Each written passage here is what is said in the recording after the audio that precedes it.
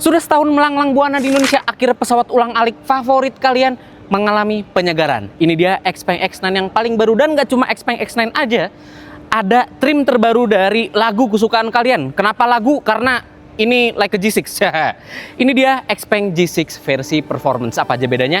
Cek terus videonya.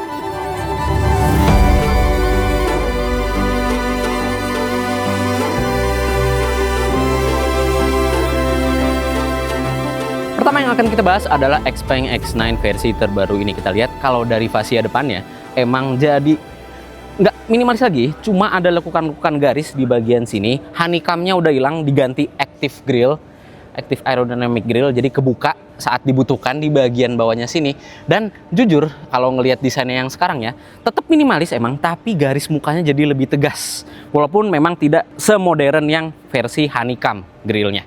Oke, kita lihat sektor perlampuan juga masih sama, proyektor full LED depan sampai belakang. Dan yang baru di sini juga adalah velgnya. Bentuknya udah nggak kipas lagi, sekarang bentuknya velg jari-jari. Kalau misalkan kita lihat dari lingkar ya, 20 inci. Dan di bagian center hubnya ini weighted. Jadi kayak Rolls Royce, dia kalau muter bannya, center hubnya ini nggak gerak sama sekali. Jadi tetap menampilkan logo Xpeng yang versi berdirinya. Jadi nggak bakal keputer logonya, keren banget.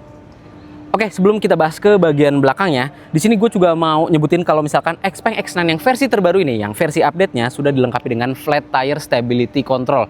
Dimana ini tentunya berguna banget untuk jalanan di Indonesia, karena kita tahu banyak banget kasus di Trans Jawa ya, tol-tol Indonesia, mau itu Sumatera, mau itu Jawa.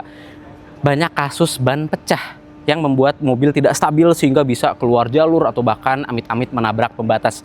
Di Xpeng X9 ini dites sampai 160 km per jam di jalanan basah pun, ketika bannya pecah satu, itu dia tetap stabil, nggak kemana-mana mobilnya. Itu salah satu fitur yang sangat berguna tentunya dipakai di Indonesia. Jadi makin yakin bahwa Xpeng X9 ini untuk ngelewatin tol Trans Jawa ataupun Trans Sumatera. Oke, lanjut lagi kita cek ya bagian belakang apakah ada perubahan apa enggak. Nah, oh, ternyata ada sedikit di bagian bumper bawahnya. Kalau misalkan yang sebelumnya itu aksen hitamnya sampai ke bagian samping, sekarang udah diminimalisir aksen hitamnya, jadi cuma di bagian belakang aja. Oke, kelihatan itu aja di bagian belakang. Sekarang kita cek interior. Di interior ya, untuk Xpeng X9 yang terbaru ini, ternyata emang perubahannya ada pastinya ya tentu. Di bagian door trim untuk speakernya, X Opera yang 27 titiknya ini sudah baru desainnya, jadi nggak mengikuti yang lama lagi. Terus di bagian dashboardnya ini ada aksen X9, dan setirnya yang paling utama ini setirnya baru. Jadi desainnya bener-bener masih two spoke, tapi sekarang logo Xpengnya nggak offset ke bagian pojok kiri atas, tetap di tengah sekarang logo Xpengnya. Ada tombol mode, ada tombol ADAS-nya juga, dan kita berlanjut ke bagian atasnya sini. Untuk tombol hazard, ini baru nih ternyata, dan ada kamera buat interior untuk mantau misalkan anak kecil atau penumpang di bagian belakang. Jadi di baris kedua sama baris ketiga bisa kita pantau lewat head unit ini. Oke, bahas lagi yang baru di interior Xpeng X9 terbaru ini adalah ada W head up display. Jadi udah ada head up display untuk Xpeng X9 yang terbaru ini. So, kalian tetap fokus berkendara walaupun tetap dikasih speedometer ya di bagian depan dari setirnya sendiri. Dan lanjut lagi, sekarang udah ada road noise cancellation. Keren amat. Jadi udah kayak headset yang ada fitur active noise cancellation. Jadi di luar ada mic yang menerima suara dari luar, lalu direduksi sehingga suara ke kabin interiornya itu diredam dengan sangat baik, sehingga suara road noise atau suara knalpot brong atau suara-suara lain dari luar itu bisa teredam dengan baik di dalam kabin Xpeng X9 terbaru ini. Lanjut lagi ngomongin soal head unitnya. Tadi udah kita ini ya liatin sebentar. Dia sekarang sudah terintegrasi dengan Turing AI XP5 chipset. Jadi chipset buatan terbaru dari Xpeng.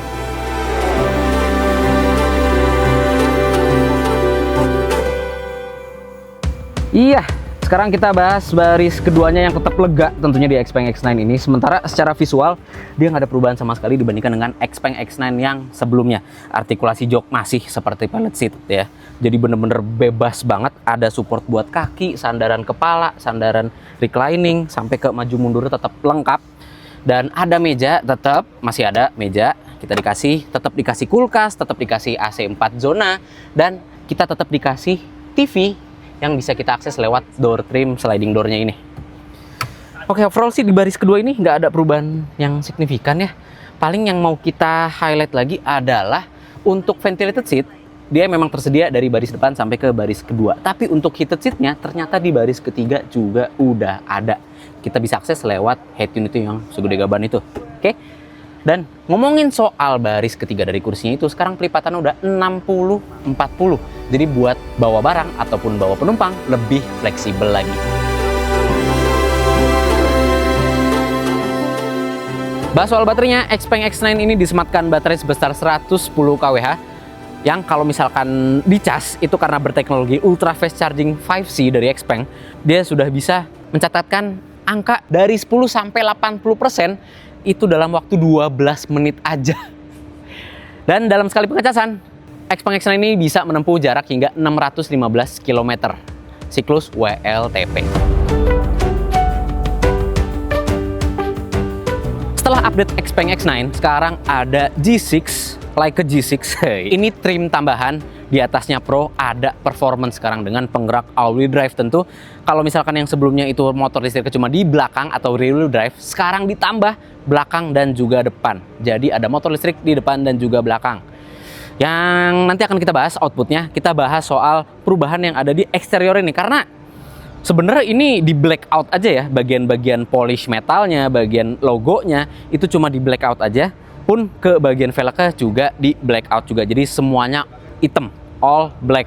Bahkan kalau misalkan kita lihat ya, ke bagian bagasi itu cuma tambah ya emblem performance aja sih sebenarnya. Jadi nggak ada perubahan yang signifikan di bagian eksteriornya. Nih, BTW mobilnya sama gue, dress code nih, hitam semua. Oke, sekarang kita bahas soal output sendiri. Tadi udah dibahas ya di depan, kalau dia udah ditambah motor listrik bagian depan. Jadi, si motor listrik bagian belakang yang menghasilkan tenaga hingga 292 horsepower dengan torsi 450 Nm, sekarang ditambahkan dengan motor listrik di bagian depan yang punya tenaga 188 horsepower dengan torsi 220 Nm. Kalau dikombinasiin, berarti ini mobil punya tenaga sampai 460 horsepower dengan torsi hingga 670 Nm. Torsi supercar dengan bobot yang 2 ton sih ya 0 ke 100-nya itu cuma ditempuh dalam waktu 4 detikan aja. Gila nggak tuh? Sayang, mobil ini minusnya di jarak tempuh. Walaupun memang tidak terlalu signifikan ya. Jadi karena dia punya tambahan motor listrik di bagian depan, jarak tempuhnya berkurang. Cuma 18 km. Jadi 510 km dalam sekali pengecasan aja. Worth it sih dengan performa yang ala supercar ini dengan jarak tempuh yang tentu masih jauh. Jadi Jakarta Semarang masih bisa sekali pengecasan aja.